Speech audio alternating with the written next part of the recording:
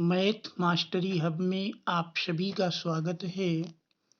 आज हम कक्षा 10 गणित में प्रश्नावली 10.2 को पढ़ेंगे। जिसका पहला प्रश्न है, एक बिंदु Q से एक वृत्त पर स्पर्श रेखा की लंबाई 24 सेंटीमीटर है तथा Q की केंद्र से दूरी 25 सेंटीमीटर है, तो वृत्त की त्रिज्या होगी। देखिए प्रश्न है, एक बिंदु Q से एक वृत्त पर स्पर्श रेखा की लंबाई 24 सेंटीमीटर है। एक वृत्त दिया है, ये हमने एक वृत्त बनाया। वृत्त एक बिंदु Q से एक वृत्त पर, ये मान लीजिए कोई बिंदु Q लेते हैं। इस बिंदु Q से वृत्त पर स्पर्श रेखा की लंबाई Q, स्पर्श रेखा की लंबाई मान लीजिए ये हमने QA नाम दिया।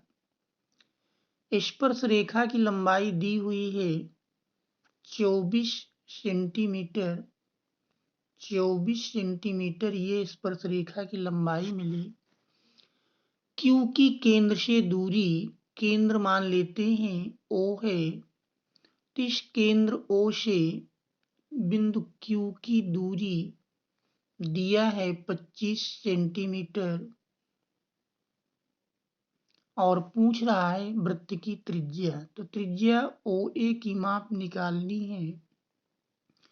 क्योंकि हम जानते हैं स्पर्श रेखा के स्पर्श बिंदु पर खींची गई त्रिज्या स्पर्श रेखा पर लंब होती है, इसलिए कोण OAQ 90 अंश का होगा।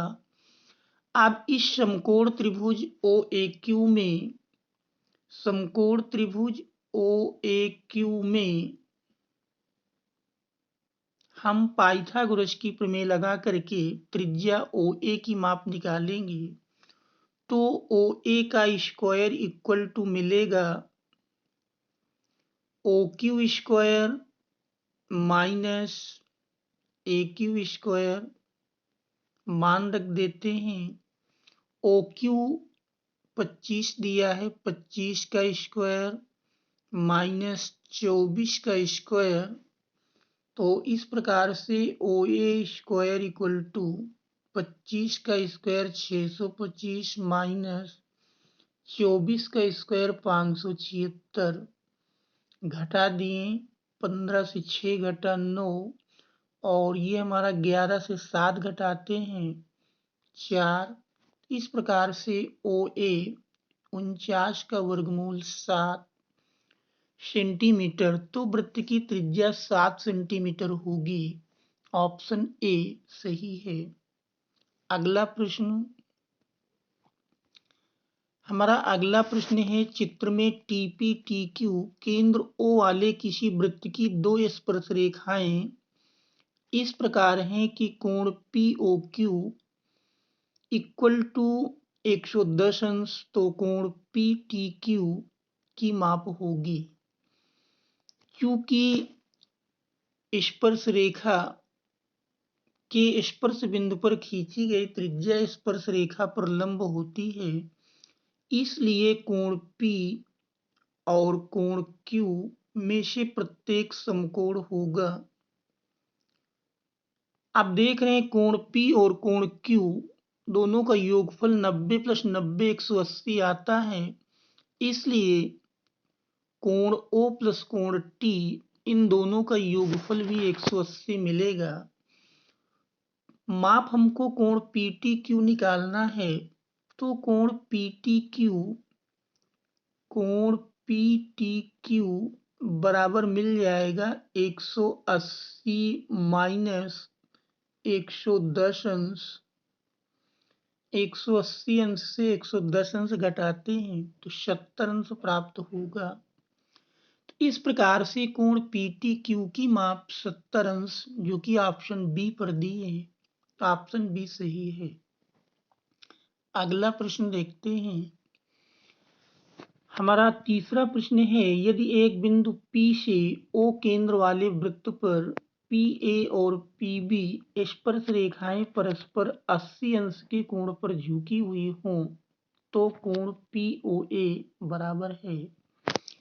देखिए, एक बिंदु P से O केंद्र वाले वृत्त पर तो हम O केंद्र का एक वृत्त खींचते हैं।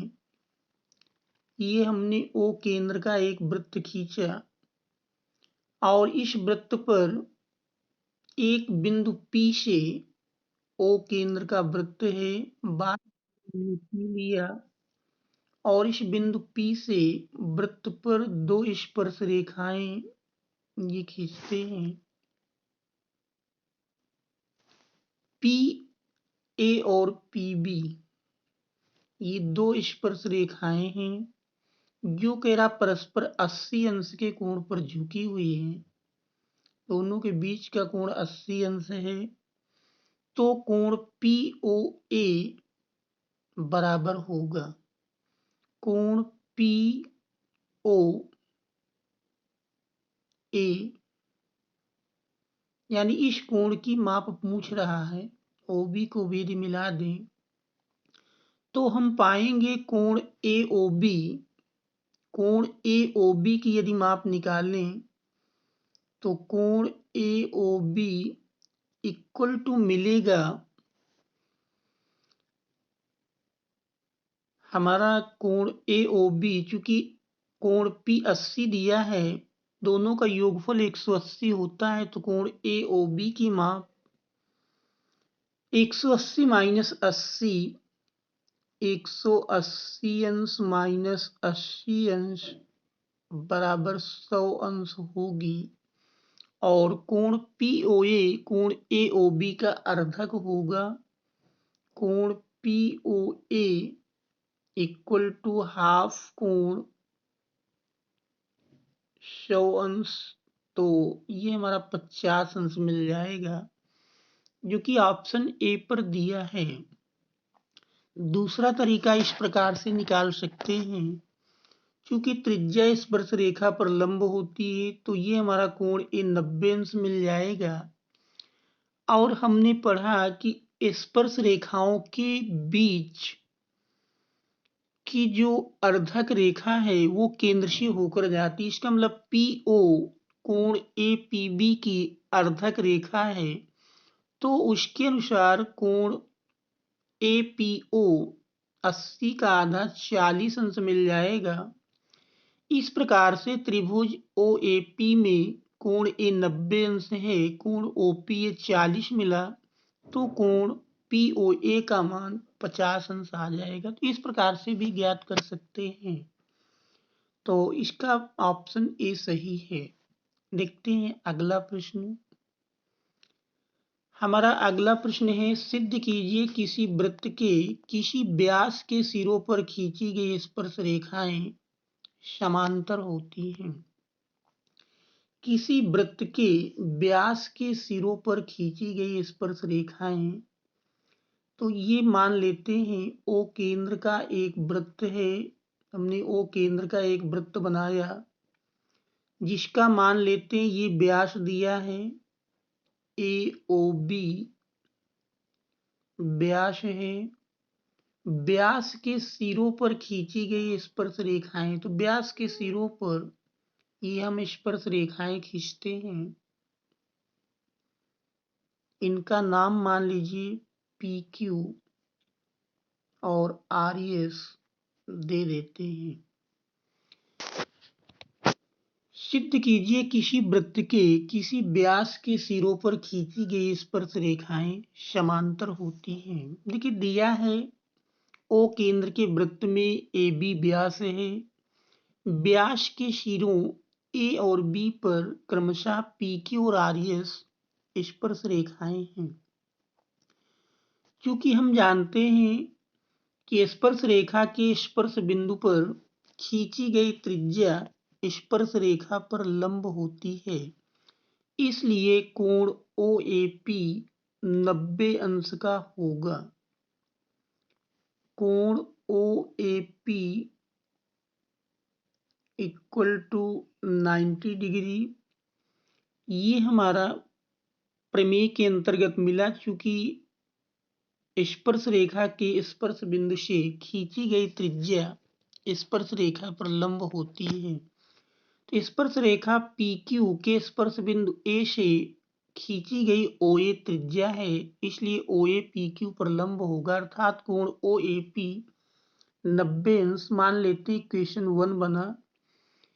इसी प्रकार दूसरी स्पर्श रेखा RS के स्पर्श बिंदु B पर देखें तो OB त्रिज्या है, तो कोण OBS भी 90 डिग्री मिलेगा।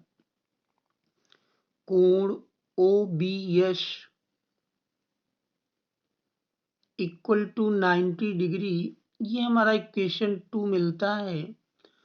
तो समीकरण 1 और 2 से अगर आप देखें, समीकरण 1 और 2 से हम प्राप्त करते हैं दोनों की राइट हैंड साइड सेम है, तो लेफ्ट हैंड साइड भी सेम होगी। कोण OAP इक्वल टू कोण OBS। कोण OAP और कोण OBS को देखा जाए तो दोनों एकांतर कोण हैं, जो कि एकांतर कोण है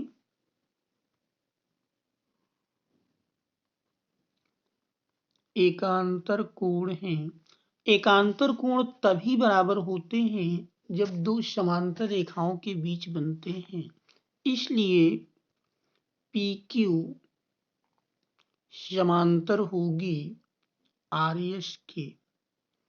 यही हमको सिद्ध करना था। देखते हैं अगला प्रश्न। सिद्ध कीजिए कि स्पर्श बिंदु से स्पर्श रेखा पर खींचा गया लंब वृत्त के केंद्र से होकर जाता है। देखिए वृत्त दिया है, मान लेते हैं O केंद्र का एक वृत्त है।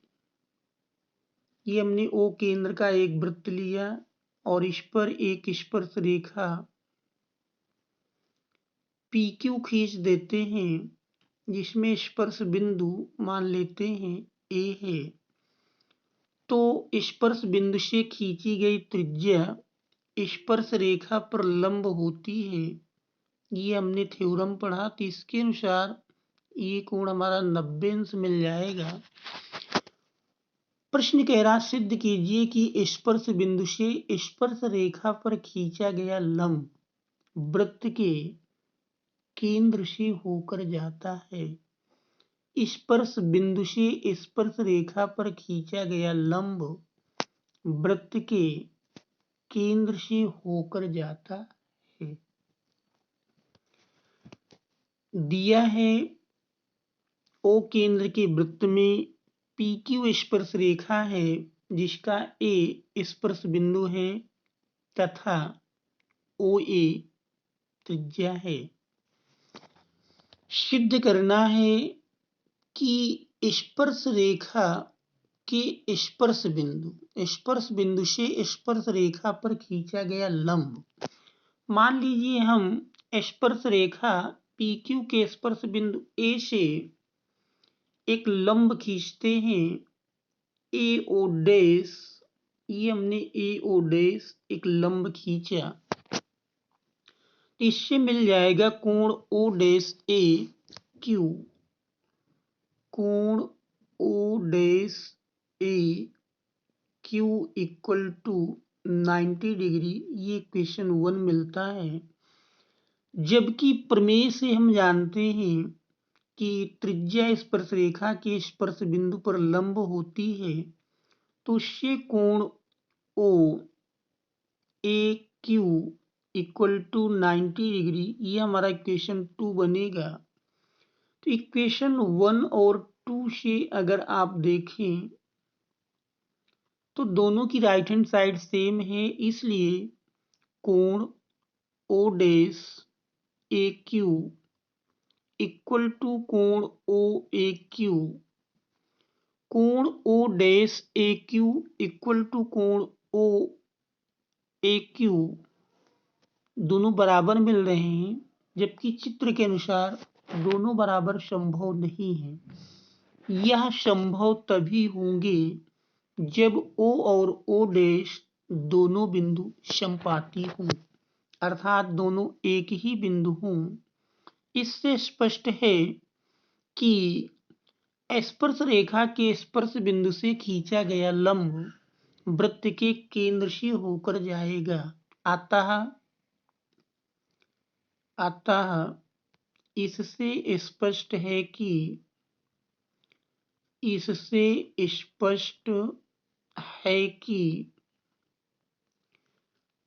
स्पर्श रेखा के स्पर्श बिंदु से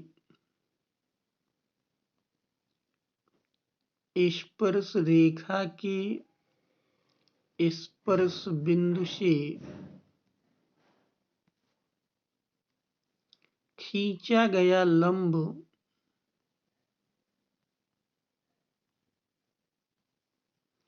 वृत्त के केंद्र से होकर जाएगा। वृत्त के केंद्र से होकर जाएगा, यही हमको सिद्ध करना था। तो इस प्रकार से प्रश्न सिद्ध हो जाता है। अब देखते हैं अगला प्रश्न।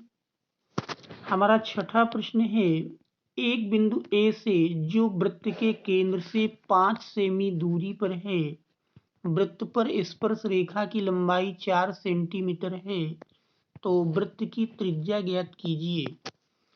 एक बिंदु ए से जो वृत्त के केंद्र से 5 सेंटीमीटर दूरी पर है, एक वृत्त बनाते हैं। ये हमने एक वृत्त बनाया। अब दिया है कि एक बिंदु ए से जो वृत्त के केंद्र से 5 सेंटीमीटर की दूरी पर है, केंद्र O और इस बिंदु को ए से जो वृत्त के केंद्र से 5 सेंटीमीटर की दूरी पर, तो ये दूरी OA 5 सेंटीमीटर दी है। वृत्त पर स्पर्श रेखा की लंबाई, स्पर्श रेखा मान लेते हैं ये हमारी AB, ये लंबाई दी है 4 सेंटीमीटर और पूछ रहा वृत्त की त्रिज्या। तो त्रिज्या OB का मान निकालना है। त्रिज्या स्पर्श रेखा के स्पर्श बिंदु पर लंब होती है, तो कोण भी 90 अंश हो जाएगा।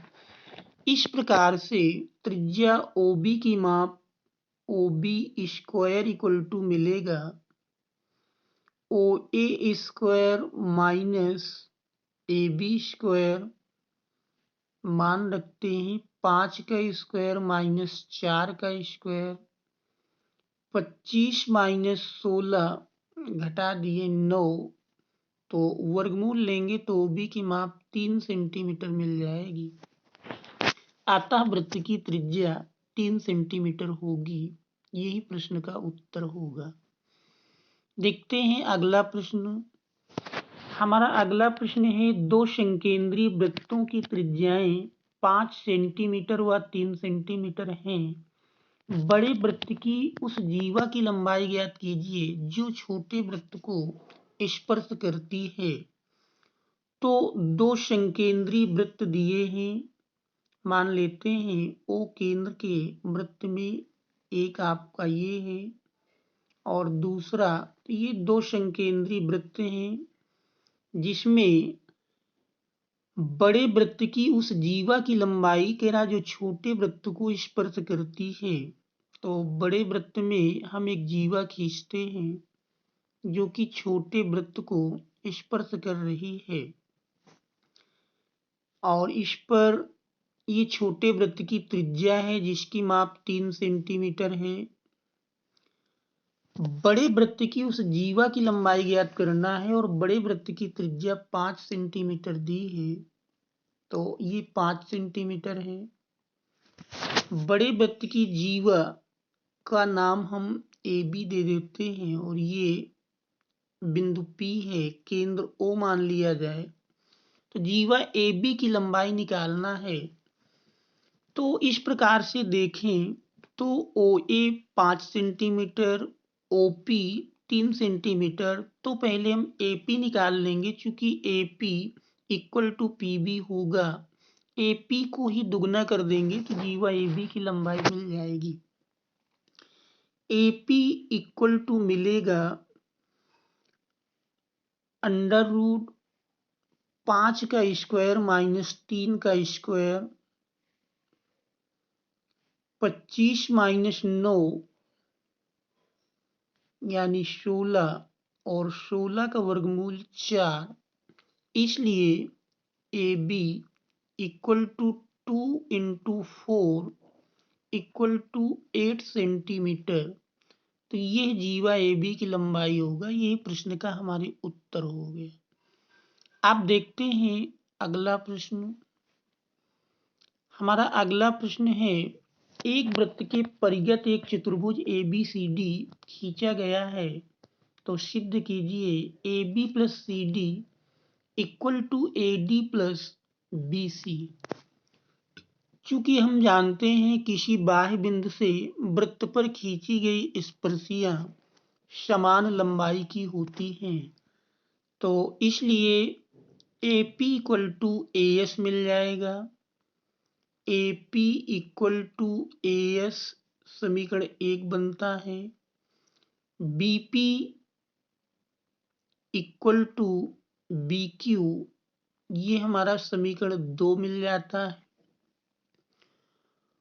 और C R equal to C Q, C R equal to C Q, ये क्वेश्चन 3 बनता है। और D R equal to D S, ये हमारा समीकरण D R equal to D S समीकरण 4 बनता है। क्योंकि बाह्य बिंदु से खींची गई स्पर्शियां समान लंबाई की होती हैं, जैसे बाह्य बिंदु ए से वृत्त पर एपी और एएस स्पर्श रेखाएं हैं, तो एपी इक्वल टू एएस। इसी प्रकार से अन्य बाह्य बिंदु। प्रश्न की लेफ्ट हैंड साइड दी है A B plus C D. प्रश्न की लेफ्ट हैंड साइड लेते हैं। Left hand side equal to A B plus C D. A B को हम लिख सकते हैं,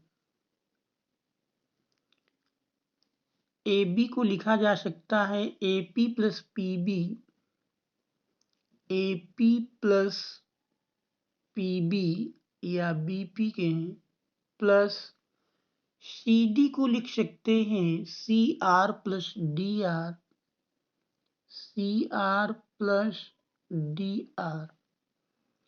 आप चूंकि ए पी इक्वल टू मिला है ए एस, तो हम ए पी की जगह ए एस रख देंगे, plus B P, B P के स्थान पर बी क्यू लिख देंगे,